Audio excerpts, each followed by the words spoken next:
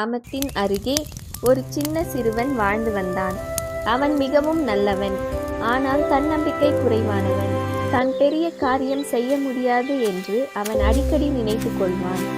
ஒரு நாள் அந்த சிறுவன் பழமையான காட்டுக்குள் நடந்து சென்றான்.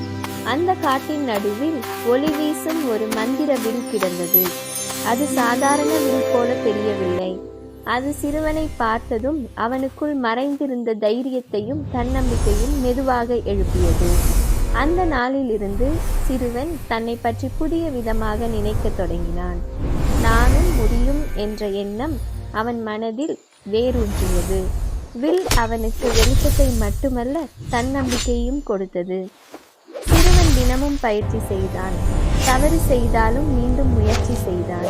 அவனின் கை நடுங்கியது, ஆனால் அவன் மனம் உறுதியானது.